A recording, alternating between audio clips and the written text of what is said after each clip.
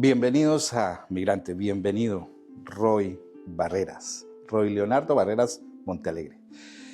Esta conversación comenzó en el 2023, a finales del 2023, y en ese entonces hablaba con el recién llegado embajador, hablaba con el político y hablé también con ese hombre de familia. Hoy estoy hablando con el recién salido embajador de Colombia en el Reino Unido y voy a hablar también con el político y voy a hablar también con ese ser humano que conocemos los colombianos. Bienvenido a Migrantes, Roy Barreras. Pues un saludo muy especial, un abrazo a todos los internautas, los televidentes, los que nos ven. Muchas gracias a Express News por este espacio de comunicación con la gente, no solo hoy, sino durante este año y medio largo. Express News ha sido un vehículo de comunicación muy eficaz, de transmisión de emociones, de alegría, de dolores, de noticias. Todavía recuerdo con emoción, con alegría, la transmisión que se hizo, por ejemplo, de la llegada del buque Gloria, el buque insignia, esa fiesta de la colombianidad. Miles de personas al lado y lado del Támesis viendo nuestro buque, nuestros cadetes subidos en las velas con las banderas de Colombia, el Tower Bridge abriéndose para que pasara Colombia.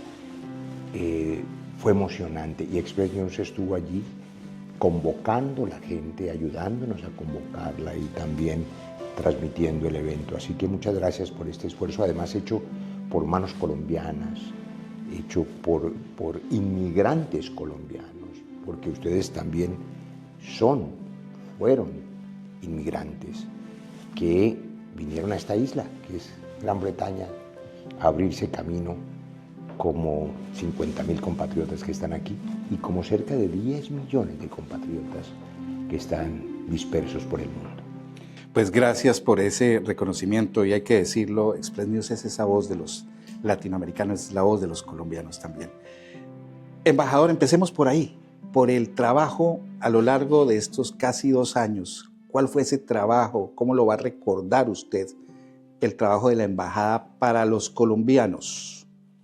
Yo creo que lo más importante y lo más emocionante de este trabajo ha sido encontrar las historias de vida de la gente.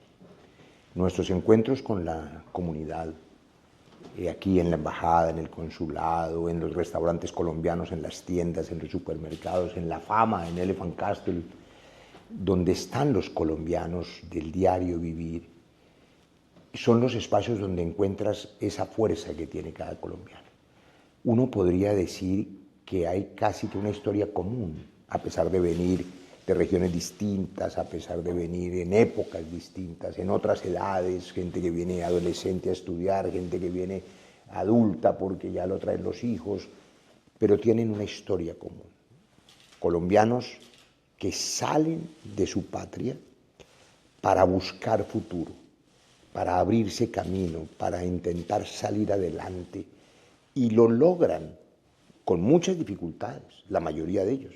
Las historias de vida de los compatriotas empiezan muchísimas porque llegaron a hacer la limpieza, a limpiar baños, a limpiar oficinas, a trabajar en lo que fuera mientras podían estudiar, mientras podían regularizarse, y empezaron a hacer camino y a poner negocios y a poner un supermercado y a vender cositas y a vender café y a traer lo que pudieran traer para vender en esta isla. Pero además de venir y abrirse camino, hay una cosa muy bella de los colombianos.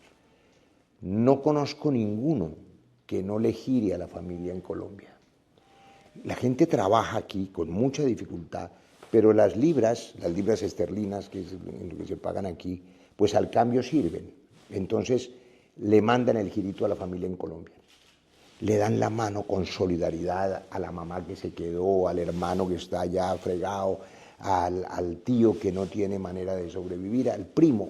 Le ayudan tanto que la principal fuente de divisas de Colombia no es el petróleo, es la plata de las remesas de los colombianos en el mundo que hacen ese esfuerzo espontáneamente. Y me llevo esa tarea a los colombianos de la diáspora, a los compatriotas que están por el mundo. Hay que facilitarles que lo que envían a Colombia se convierta en una inversión segura, por ejemplo, en planes de vivienda, que tengan tasas preferenciales, que tengan exoneración del predial, que les permitan comprarle la casita a la mamá con más facilidad.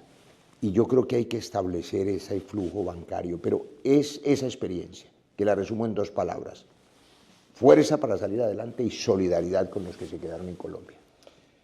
Usted habla de esos colombianos que obviamente habitan esta hermosa isla. Y usted también nos había contado en una primera charla, ya había tenido la experiencia de vivir o de pasar con una mochila por aquí, por Inglaterra. Pero la vida le permite llegar como embajador, como un funcionario. En esa experiencia y en ese contacto, y somos testigos también, abrió mucho las puertas a colombianos, a empresas, a instituciones. Muchos conocimos su casa, la casa del embajador, la casa de los colombianos. Una situación que no se daba en años. Seguramente lo habrán hecho otras personas, pero a nosotros no nos había tocado. Y mucha gente lo veía todos los días. En ese contacto con la gente, usted ya nos ha dicho que va a extrañar, pero mi pregunta va en ese contacto de la gente, ¿qué puede seguir haciendo o qué pueden seguir haciendo las embajadas por estos colombianos que han dejado su país y que viven ahora en otras partes? Yo creo que lo primero es abrir las puertas, como has recordado a los compatriotas. Esta embajada, la Casa de Colombia, es de los colombianos, no es del embajador ni es del cónsul, es de los colombianos. La gente tiene derecho a entrar, a conocer, a reunirse. Y además, no solo entrar a la casa, sino que los embajadores salgan a la calle y encuentren la gente. Ayer que fui a despedirme en varios de los negocios donde iba a ser mercado durante este año y medio, me encontré a un compatriota que estaba ahí con su señora y me dijo: qué bueno volverlo a ver, supe que usted se va y pues no había habido ningún embajador que venga a esta tienda en estos 17 años que yo llevo aquí. Y le dije: no, yo no me la pierdo porque aquí encuentro buñuelo, pan de bono, empanada y ponimalta, que me encanta desde chiquito. Entonces, ese es un pedacito de Colombia, la tienda del barrio.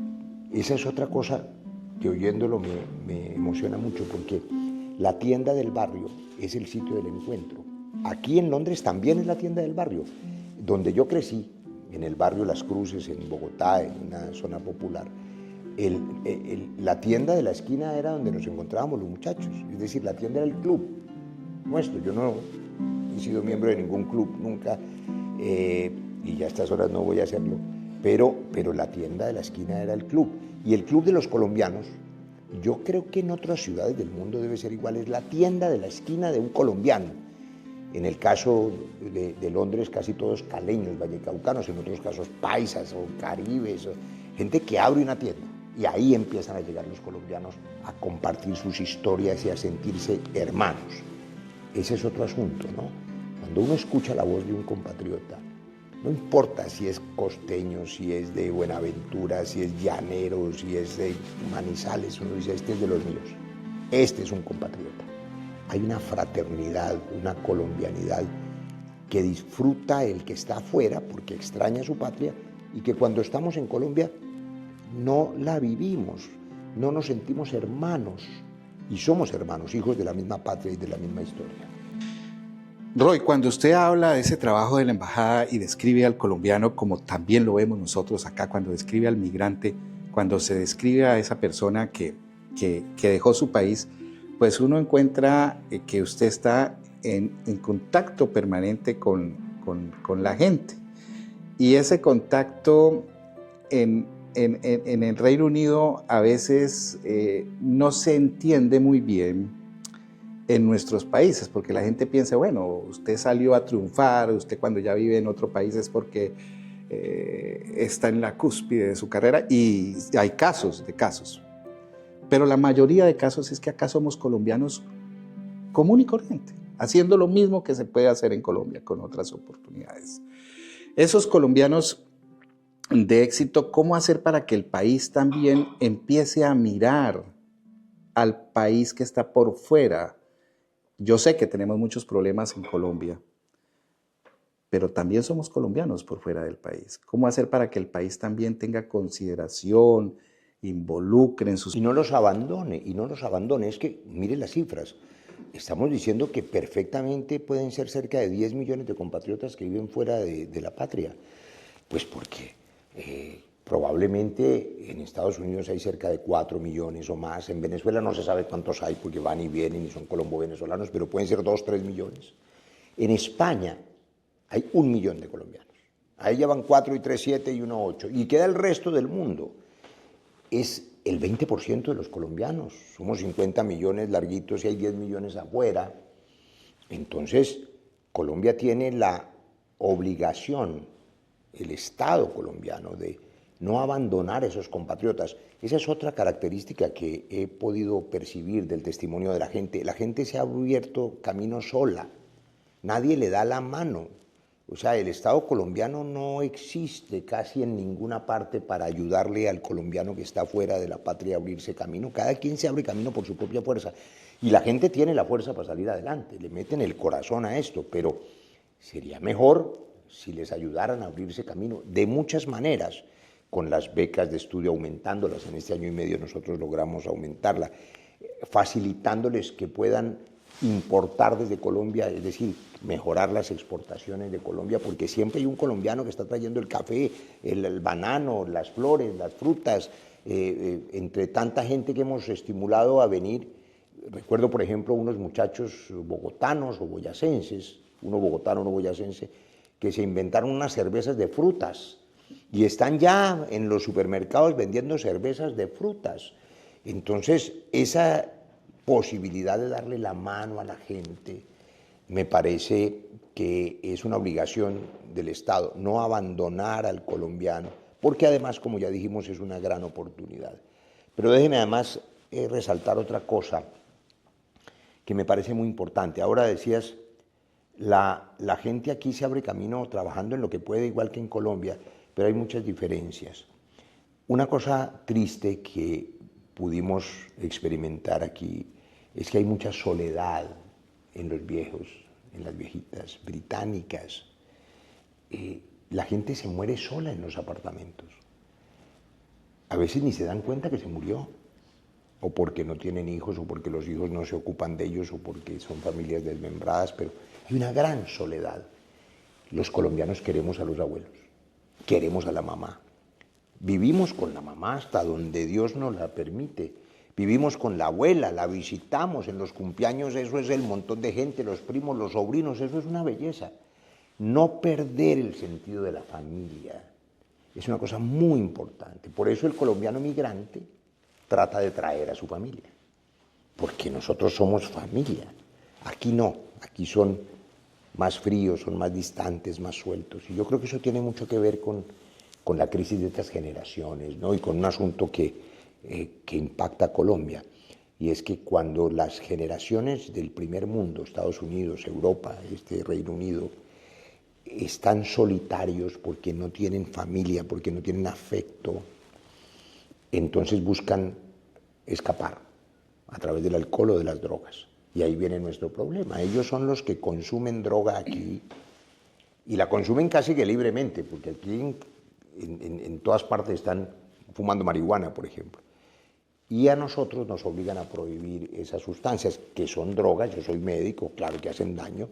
El cigarrillo también hace daño. El alcohol hace daño, pero no está prohibido, sino regulado. Como esto está prohibido, aumenta el precio de esas mercancías en Colombia, que es la maldición del narcotráfico, que todo lo destruye.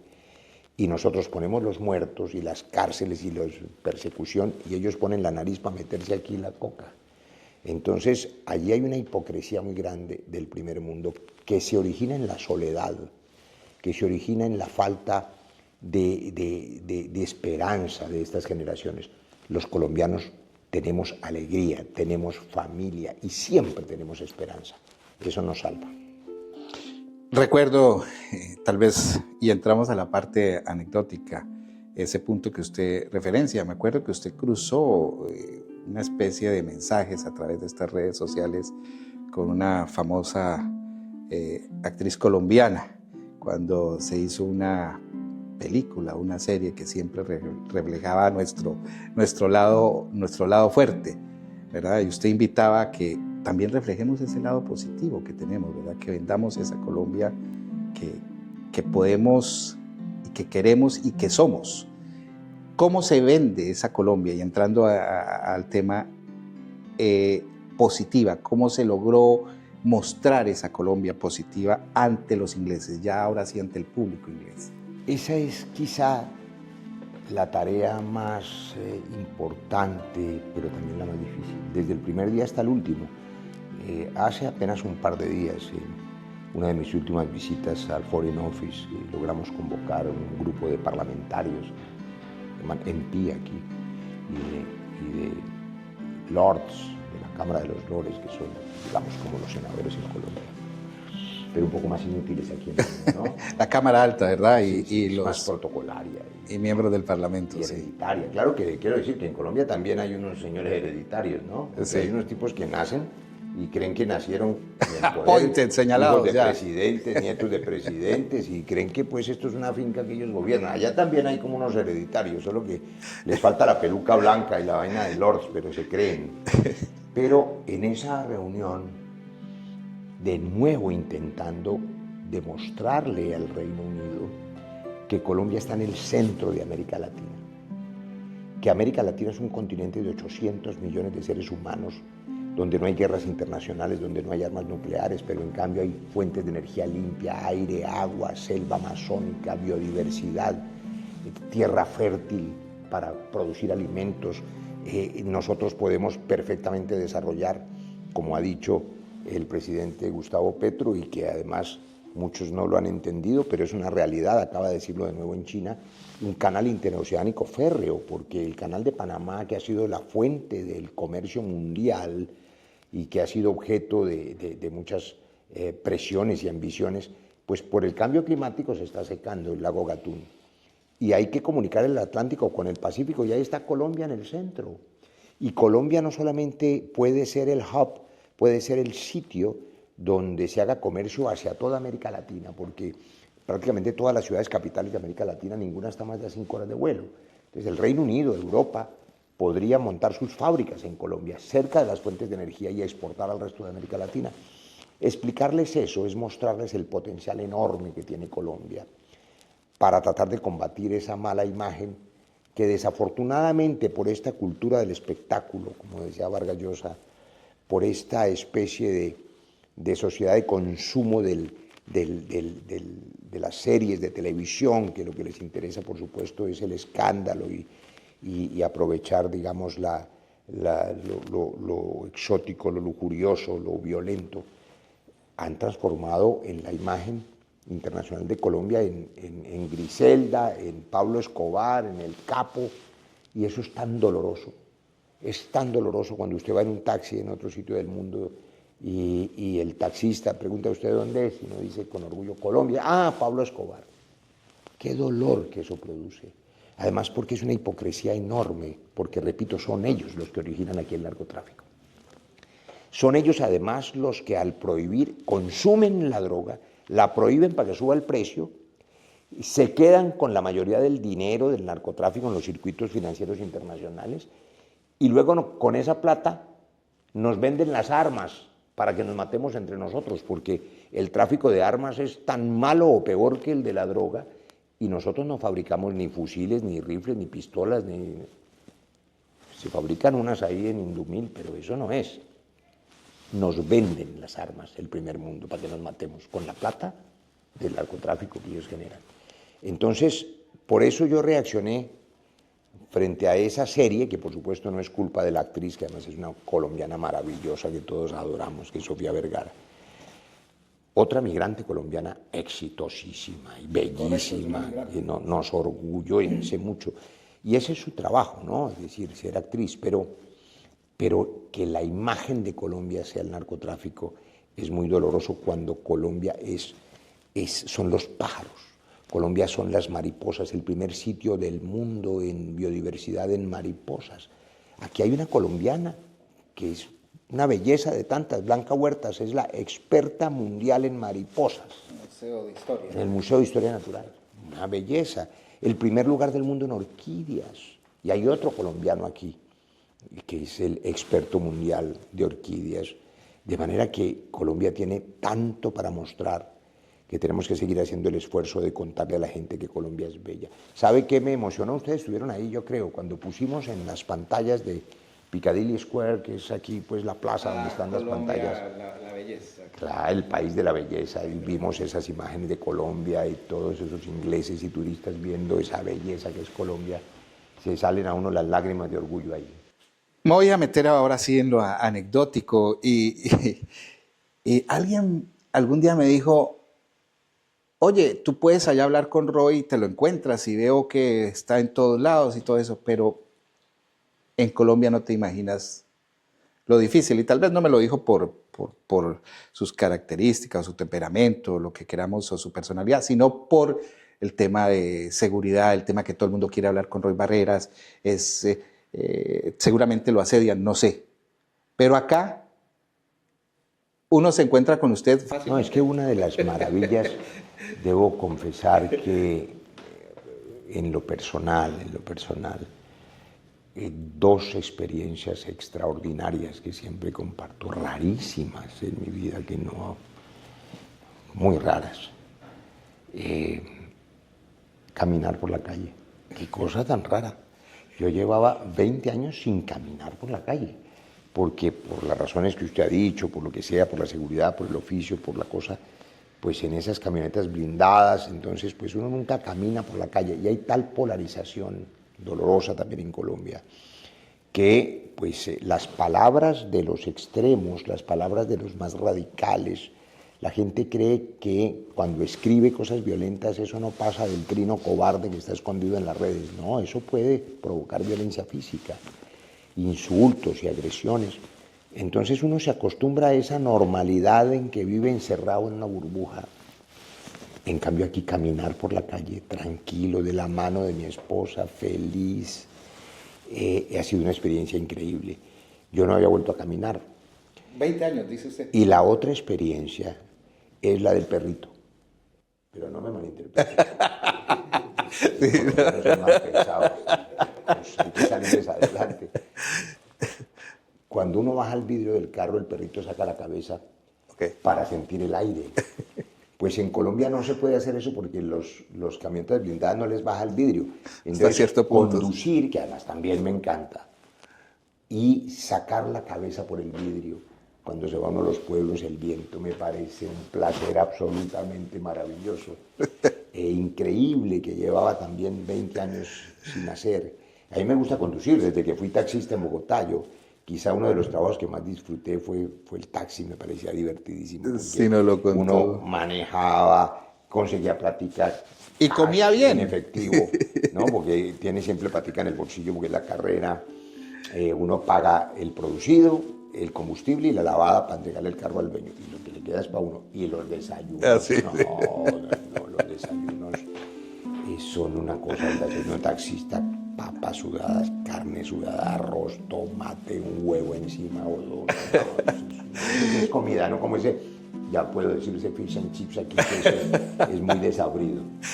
Siguiendo en las calles de Londres, que es donde usted también ha estado buen tiempo, sin decir que no ha viajado por el Reino Unido porque le ha tocado por su oficio, obviamente, pero en las calles de Londres, ¿cómo ve digamos, sin entrar en lo personal, ni más faltaba, sino en las ideas, en lo que se puede rescatar, cómo ve a ese inglés de la calle, a esa sociedad inglesa, a esa sociedad que pues esta es una ciudad turística, una ciudad que todo el mundo tiende a visitar?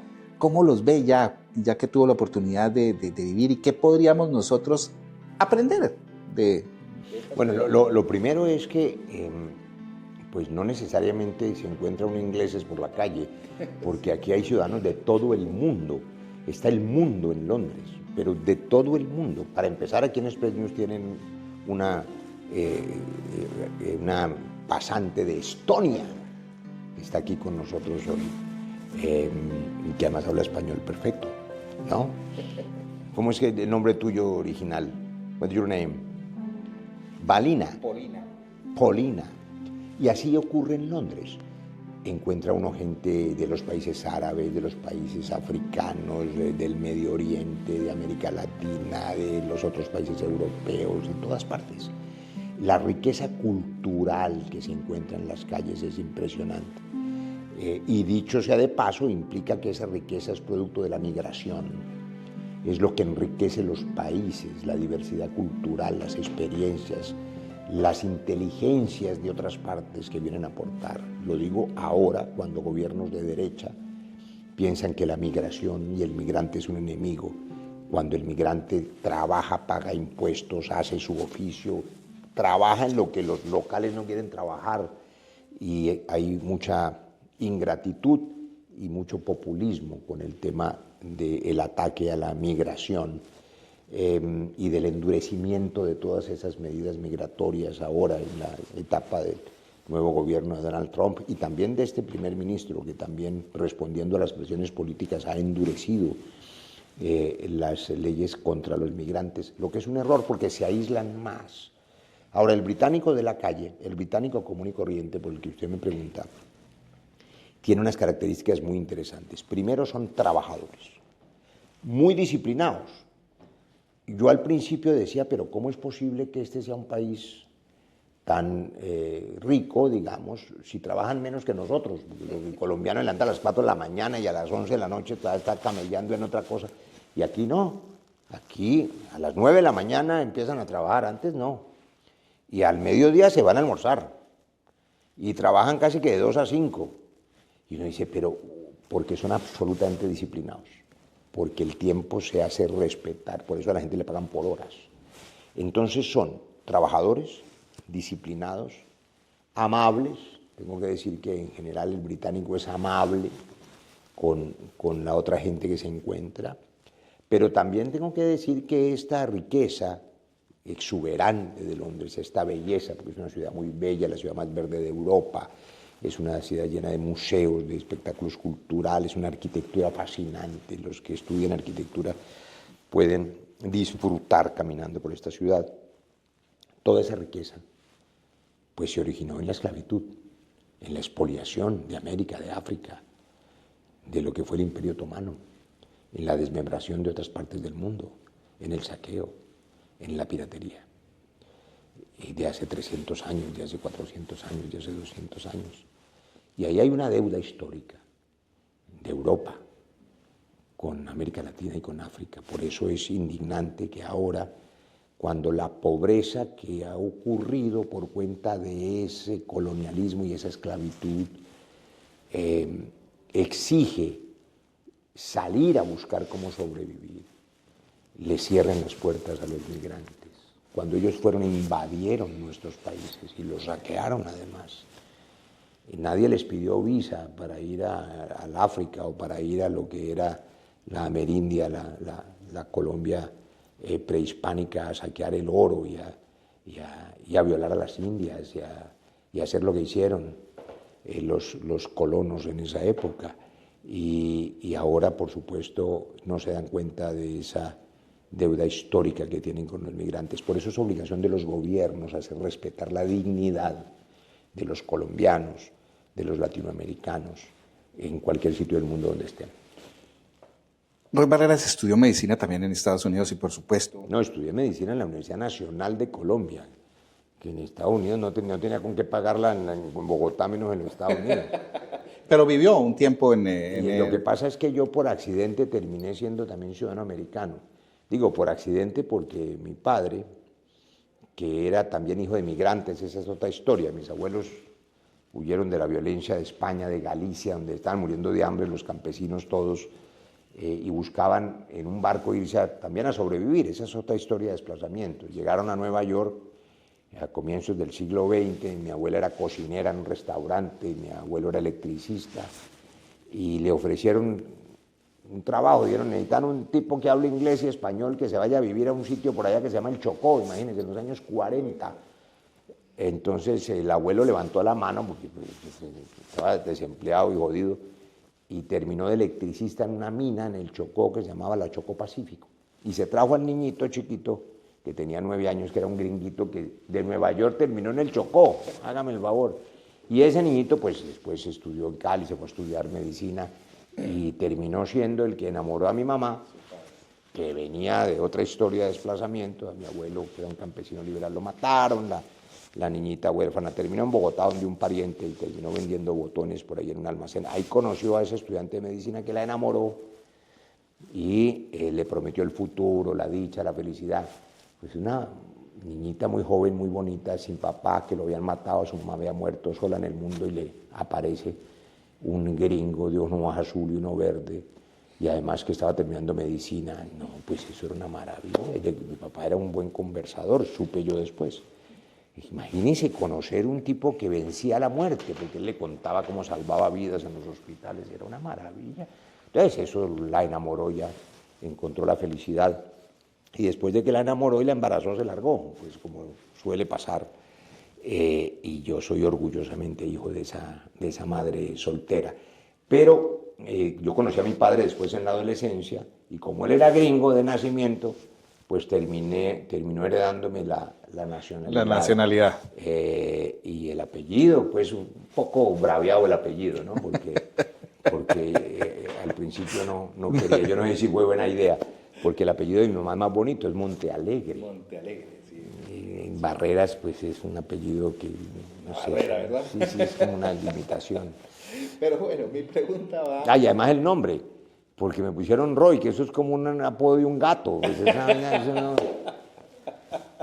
un nombre de mascota me pusieron. Roy Barreras, Roy. Y el Alberto quedó, ¿verdad? Pendiente. Roy Leonardo. Leonardo. Leonardo lo puso mi mamá, que tenía más sentido de la colombianidad. Mejor Leonardo, sí. ¿Cómo le fue con el inglés? ¿Cómo lo disfrutó acá? Bien. Yo por supuesto nunca estudié en colegio bilingüe, y para serle franco no sé dónde diablos aprendí inglés, porque a mí pues nadie me enseñó, ni yo fui al colomboamericano ni a ninguna parte, pero yo creo que a punta de leer, es decir, yo he sido un obsesivo con la lectura, y por otras razones, por la literatura. Cuando hice mi primera maestría en literatura, pues había que leer a Shakespeare en su idioma original. Entonces, leyendo textos con diccionario en la mano, viendo después películas en inglés, viendo musicales en inglés, no sé, terminé pues hablando inglés, y aquí ha sido, digamos, una ventaja para poder conversar con la gente. Pero le he dicho a los ingleses una cosa que no les habían dicho en la cara, y es que, puedo decirlo ya hoy que me voy, hay una ministra muy amable que se llama la ministra para América Latina, que además es una baronesa, o sea, es una señora muy importante. Ministra, óigame bien, para América Latina, y la señora no habla ni jota de español. Entonces, cuando fue a presentarse en la reunión del GRU, la que se llama el Grupo Latinoamericano, todos los embajadores de América Latina, todo el mundo hablando en inglés, y todos la saludamos en inglés. Yo la saludé en inglés amablemente, pero luego le dije, mire, nosotros somos aquí 33 personas y usted, todos hablamos español menos usted, que es la embajadora, la ministra para América Latina. Yo creo que es una muestra de respeto y de inteligencia que aprendan a hablar inglés y que aprendan a hablar español. Es decir, si uno habla en inglés por respeto al país donde llega, ellos deberían hablar español si se interesan en Colombia y en América Latina. Somos 800 millones de personas. Entonces los ingleses deberían hablar español. Los chinos, que están llegando con mucha fuerza a Colombia y América Latina, los ingenieros chinos, los comerciantes chinos, todos hablan español. Entonces yo creo que hay que hacer una gran tarea para exigirles que cuando hablen de nuestras posibilidades como país y como continente, lo hagan en español. E igual también se podría pensar en seguir intensificando el inglés en Colombia. Lo digo porque también es otra de las herramientas de los migrantes. No, pero sin duda, el bilingüismo. Yo llegué aquí con la expectativa de que el gobierno británico pudiera hacer una gran ofensiva en el bilingüismo en todo el país. Pero descubrí, es la verdad, que realmente la cooperación es mínima o no existe. Todos son business, negocios. Entonces, lo que hacen es pues, vender cursos de inglés y vender programas de inglés. y pues entonces compiten, pues a ver quién vende los cursos de inglés más favorables, pero eso no es cooperación, eso es un negocio. Yo creo que hay que hacer un gran esfuerzo en Colombia, primero para capacitar a los profesores de primaria, sobre todo, de nuestros niños, para que en la primera infancia, donde las lenguas se desarrollan, hay un área del cerebro que se llama el área de Broca, que es el área del lenguaje, que está madurando en los primeros años de vida, por eso es tan fácil aprender inglés. A mí me decía un compatriota aquí muy chistoso que vino de paseo, me decía, no, Ave María en paisa, yo ya sé por qué es que estos tipos están tan ricos aquí, es que son muy inteligentes. ¿Y por qué? Porque aquí desde esos chiquiticos de 3 años y ya hablan inglés.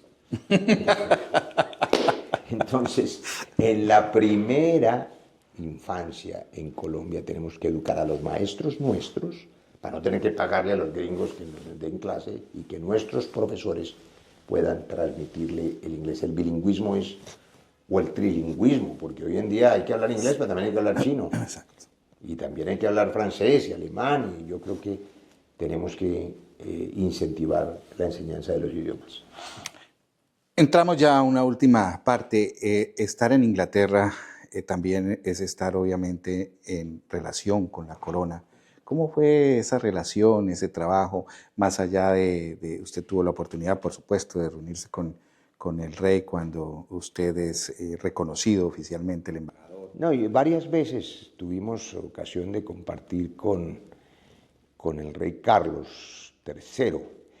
Esa es una experiencia muy rara para los colombianos. Pues imagínense, pues, un tipo que fue taxista y panadero, dizque en el Palacio de Buckingham, disfrazado con un sombrero de copa, porque hay que ponérselo, ¿no? Y una vaina que el vestido ese de pingüino, y con unas ceremonias rarísimas, y te mandan en un coche con caballos, y entonces te mandan todas las instrucciones. Hay que comprar unas manzanas para darle al caballo, pero las manzanas hay que comprarlas en Harrods, que es la tienda más cara, porque si no se enferma el caballo si come manzanas de otras. O sea, son cosas como absurdas, como exóticas, pero hay también allí una cosa que solo entendiéndola se puede valorar, y es que este es un reino que hace 1000 años no es invadido por nadie, y este es un reino que ha tenido unas etapas en la historia que dieron origen al parlamentarismo. Es una historia muy larga, pero se la resumo en una cosa. La experiencia más interesante que tuve fue la primera vez que fui a la instalación del Parlamento,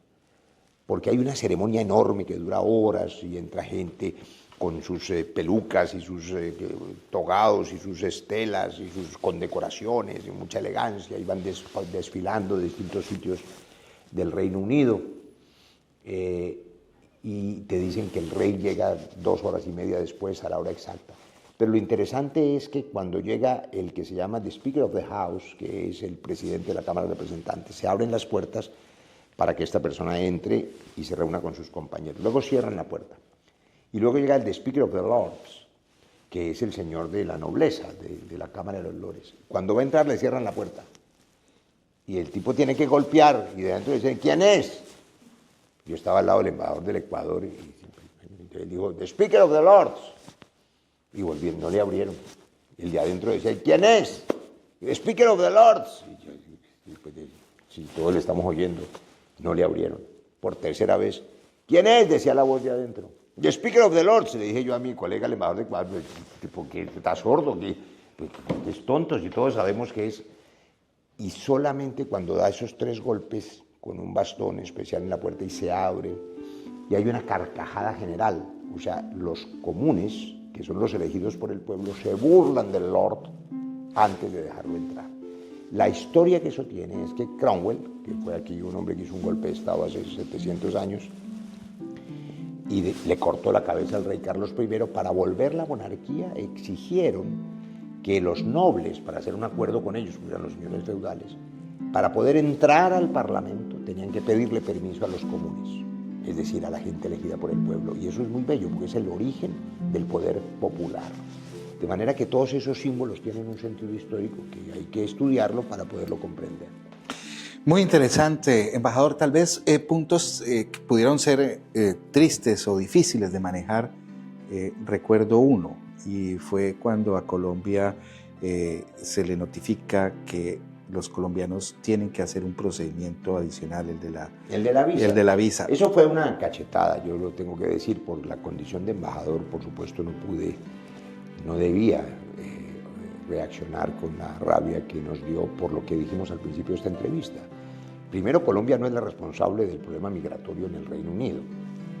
Esa fue una medida que tomaron ese mismo día para 13 países, no solo contra Colombia, y luego siguieron poniéndole en otros.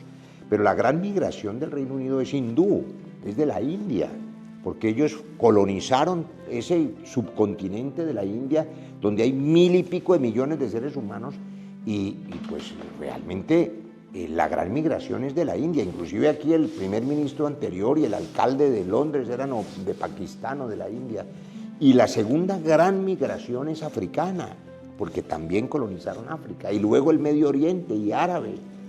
Es decir, la migración colombiana era una migración pequeña, solo que dimos papaya, como decimos, ¿no? Porque también hay que reconocer. Entonces había unos avivatos en Colombia con unas agencias de viaje que vendían kits de asilo, que eran unas amenazas falsas y unas inscripciones falsas en la ley de víctimas para que vinieran aquí y se pidieran el asilo, con una cosa que existía y fue lo que quitaron, ya cerraron esa puerta, es que el que pide asilo en este país, el gobierno británico por ley tiene la obligación de darle alojamiento, comida, tiene que mantenerlo hasta que se resuelva si el asilo es de verdad, y eso duraba 1 año o 2 años. Entonces, en plena campaña electoral, yo logré durante más de 1 año detener eso. Cuando yo llegué de embajador, lo primero que me advirtieron es que nos iban a poner la visa. Hicimos negociaciones largas con el gobierno Tory, curiosamente el gobierno conservador, sí. Y logramos aplazar y aplazar, tirar la pelota hacia adelante. Pero se atravesaron unas elecciones anticipadas. Y en la campaña, por supuesto, la extrema derecha británica dijo los migrantes, igual que Trump. Y entonces los que se suponen eran más liberales, para no perder votos, dijeron nosotros también vamos contra los migrantes. Y apenas llegó el señor Starmer, ¡pum!, a 13 países, incluyendo Colombia, que es laborista. Ahora, digamos que yo me preocupé porque pensé que iba a disminuir el turismo y el comercio. No, la verdad es que en este año, en el 2024, logramos seguir aumentando el turismo, aumentando el comercio, aumentando las exportaciones colombianas. Todo ha crecido. Los vuelos, del único vuelo que hay directo, que es el de Avianca, que podían mejorar un poquito la atención y las sillas, ¿no? De hecho, sea de paso, y la comidita, ¿no? Pero como es el problema de los monopolios, ¿no? Cuando es el único, pues la gente toca montarse ahí. Pero independientemente de eso, los vuelos siguen llenos. Antes de la visa, con la visa, sin la visa, siempre están llenos. Full los aviones. Es decir, el intercambio no se afectó para nada, pero a la gente le toca hacer el trámite aburrido, pues, de la visa. Llegamos al Roy político, que siempre ha sido político. No siempre. Yo fui médico 20 años y era feliz. Yo no siempre he sido político. Roy, ¿cuál es? Se habla tanto, y ya hoy usted lo puede hablar porque ya no es embajador, de cuál va a ser ese futuro político. ¿Cuál es ese futuro que usted tiene? ¿Qué está pensando? Lo que se pueda saber. Pues yo creo que hay cosas que son irreemplazables y hay oficios que los puede hacer otra gente. Entonces, hoy hay muchos problemas en Colombia, pero yo soy muy optimista. Hay mucha gente que está capacitada para resolver los problemas de Colombia. Yo no creo pues que todo el mundo sea malo ni que no haya con quién. Hay gente, hay mucha gente buena y estudiosa en todos los partidos y en las organizaciones políticas. Hay mucha gente capaz, seguramente habrá que hacer el esfuerzo de evitar el odio, la rabia, la polarización, de unirse, pero Colombia lo que necesita es un gobierno para todos los colombianos y un mensaje de unidad, pero eso lo puede hacer mucha gente. No hay nadie indispensable. En cambio, hay un oficio irreemplazable. Nadie más puede ser padre de mis hijos ni abuelo de mis nietos. Así que voy a tomarme un tiempo después de 20 años de servicio público. Exactamente, yo entré en la política el año 2006. Entré viejo, si se tiene en cuenta que hay unos que nacieron en triciclo ya con con placas oficiales. No me haga decir el nombre. Con apellidos de expresidentes y no sé qué. No me haga decir el nombre. Pero yo tenía 43 años cuando me dieron la oportunidad de elegirme por primera vez, entre otras cosas por equivocación, esa es otra historia. Me metieron de relleno y terminé elegido. Y yo hago la tarea, porque yo hago la tarea. Yo soy un hombre trabajador, responsable, entonces me eligieron y hago la tarea y terminé presidiendo el Congreso y haciendo lo que hice, la ley de víctimas, el marco para la paz, tratando de desarmar a los violentos. Fui feliz cuando firmé el acuerdo de paz, pensé que realmente estábamos salvando vidas. Hoy tengo mucha angustia porque el país está sumido en muchas violencias. En fin, hay una tarea para hacer. Pero después de estos 20 años, la verdad es que cuántos fines de semana yo le he negado a mis hijos, a cuántos cumpleaños no alcancé a llegar, cuántas noches no los vi dormir. Entonces voy a tomarme un tiempo para compartir con mis hijos y mis nietos, además porque tuve una experiencia maravillosa, óigame lo que le digo, maravillosa, porque me maravilló, que fue el cáncer. Cuando me notificaron el cáncer y cuando descubrí que era un llamado para decidir qué iba a hacer con la vida que me queda. Gracias a Dios, gracias a los médicos, gracias al amor de la familia me curé. Pero esa reflexión que deberían hacer todos los que nos están oyendo, ¿qué vamos a hacer con la vida que nos quede? Y ojalá sea larga, ojalá tu vida sea 50 años más, pero ¿qué vas a hacer con la vida que te queda? Nadie sabe cuánto le dura la vida, nadie sabe, se puede morir en un accidente mañana o en 5 años. ¿A qué vale la pena dedicarle la vida? Entonces, lo primero que la gente dirá es a la familia, y tienen razón. Hay que pensar si además de la familia uno tiene la posibilidad de ayudarle a todas las familias y a esa gran familia que es Colombia, pero eso implica una reflexión muy grande, así que primero voy a irme a meditar un rato y a conversar con la familia, a ver a qué le dedico la vida que me quede, que ojalá sea larga. Y volviendo a ese tema político, ¿cómo hacer, Roy, para que los colombianos nos mostremos un poco más, escuchemos más ideas, escuchemos a todos, y esa polarización que creo es innegable en el país? Cada quien se le pone una etiqueta, para mí son etiquetas, izquierda, derecha, centro, lo que quieran. ¿Cómo hacer para que le bajemos un poco el tono y nos escuchemos más y tengamos o busquemos soluciones conjuntas? La polarización es una enfermedad grave de las democracias, porque la gente es asusada, estimulada hacia el odio, hacia la rabia, hacia el miedo, y se vuelven fanáticos, extremistas, y ya no oyen razones, sino que con emociones negativas, emociones tristes, dice un escritor colombiano. Esas emociones, esas pasiones casi siempre amargas y rabiosas hacen que la gente tome decisiones. Decisiones emocionales para elegir al más radical o al más populista,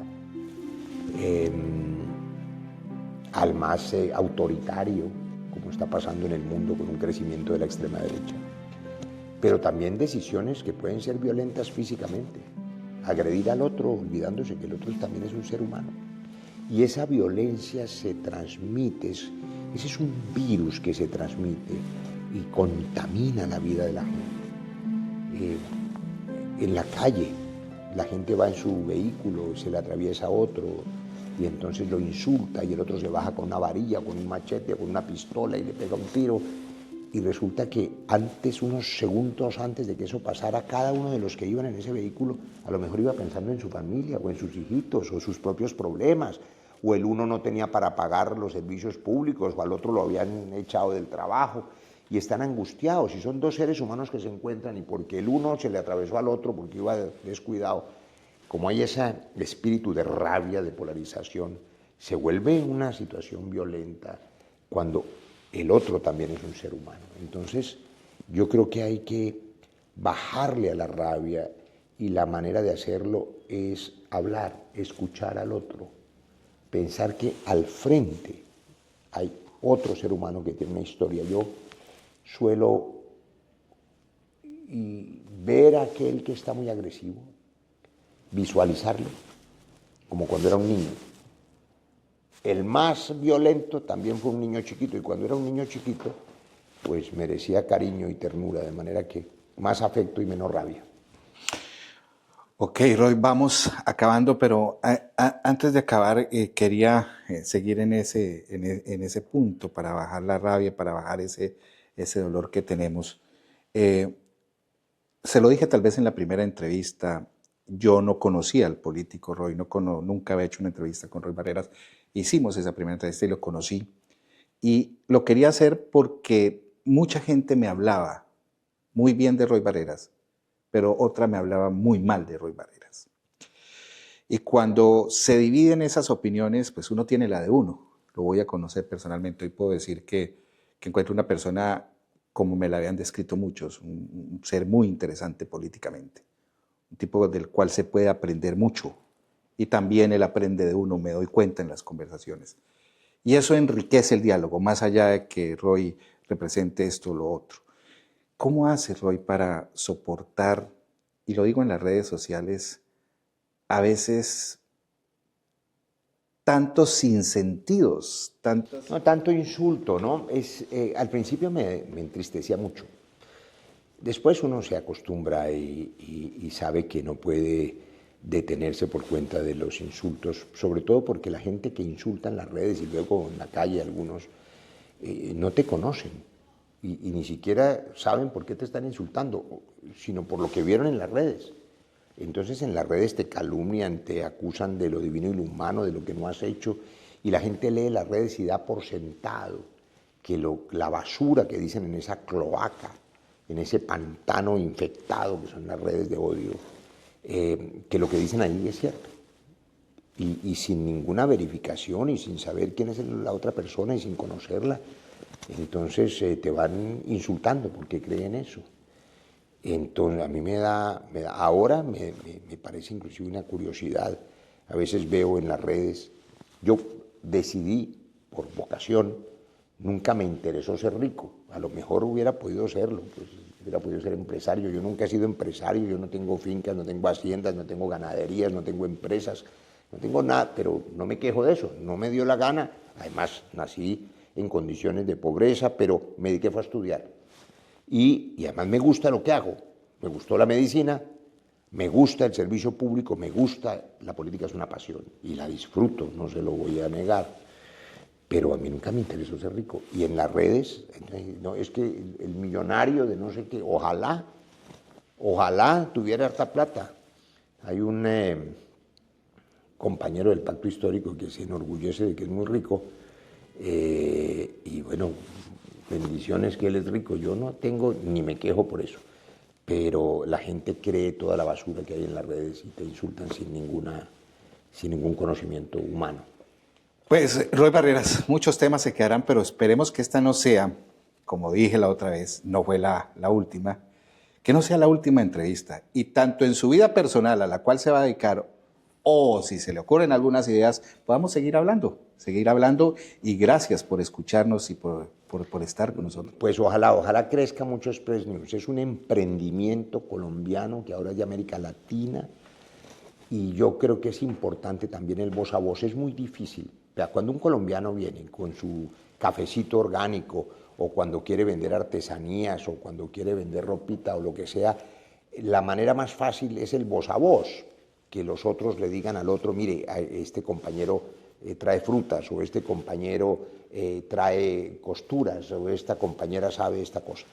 Yo creo que es importante el voz a voz para un emprendimiento colombiano como es Express News, que además transmite el sentimiento de los colombianos, que la gente que lee, que la gente que ve, le cuente al otro compatriota y al otro latinoamericano, mire, aquí hay un medio de comunicación, que no es The Economist, ni The Guardian, ni la cosa donde están los escándalos de la nobleza, y que si le dio gripa al rey, y que si no sé qué, y que si se le rompió un tacón a la princesa no sé qué.